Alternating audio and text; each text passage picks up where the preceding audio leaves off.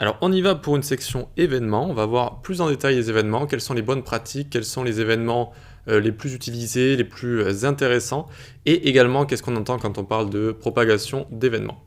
Donc on va mettre tout ça ici, très bien, on va juste faire un bouton pour l'instant, button directement, et à l'intérieur je vais écrire click, ou se connecter, ça fera un petit peu plus vrai.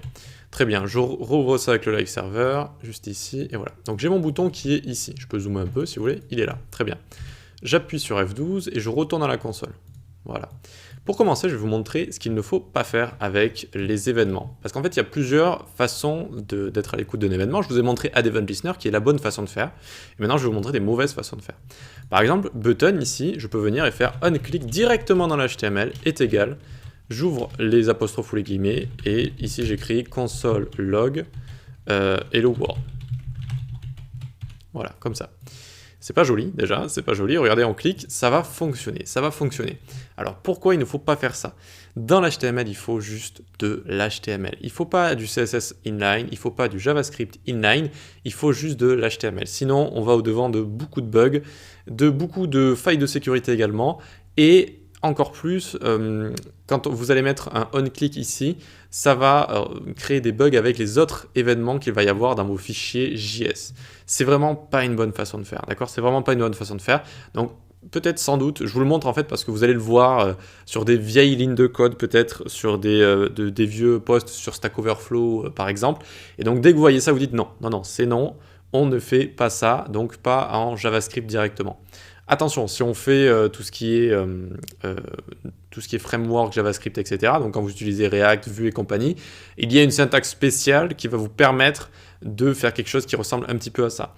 Donc ça n'aura plus rien à voir, on sera avec un framework, d'accord? Là, on n'est pas avec un framework, on est juste en HTML, CSS, JS natif, nature, c'est vraiment voilà, juste ce langage-là. Donc on n'écrit pas comme ça des événements en ligne, voilà. C'est une très mauvaise manière de faire. Donc hop, on l'enlève, c'était juste pour vous montrer que ça existe en tout cas. Ensuite, on peut venir dans notre script juste ici, on a les événements en ligne directement ici, on les a un petit peu également ici. C'est-à-dire que si je vais prendre mon bouton const btn est égal document.querySelector, je vais prendre mon button, j'en ai qu'un seul donc je peux écrire button directement ici. Et je peux faire btn.onClick est égal une fonction ici. Voilà, ça aussi il faut éviter. Hello world, regardez. Hop, ça fonctionne, j'ai bien mon hello world juste ici, d'accord? Ça fonctionne également. Alors c'est moins grave que le JS en ligne inline qu'on a vu ici, mais ça aussi c'est pas une super bonne manière de faire.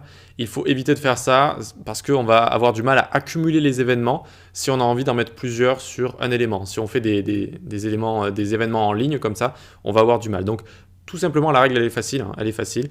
On utilise tout le temps btn.addEventListener. On utilise tout le temps la méthode addEventListener comme ça, d'accord? Tout le temps la méthode addEventListener, c'est la plus performante, c'est la plus évoluée pour utiliser des événements et c'est celle qui peut provoquer le moins de bugs, etc.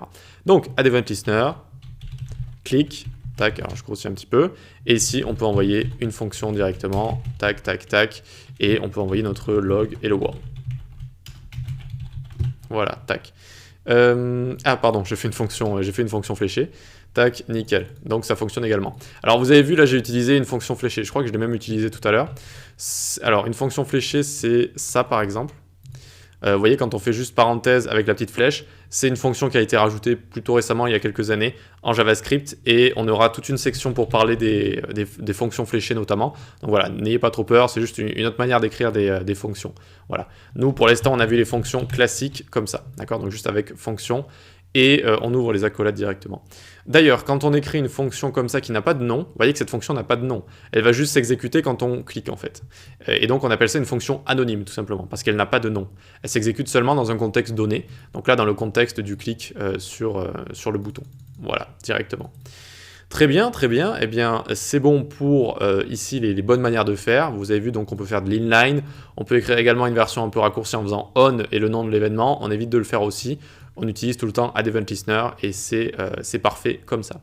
Super, dans la prochaine vidéo, on va voir les événements connus, des événements sympathiques qu'on va pouvoir utiliser.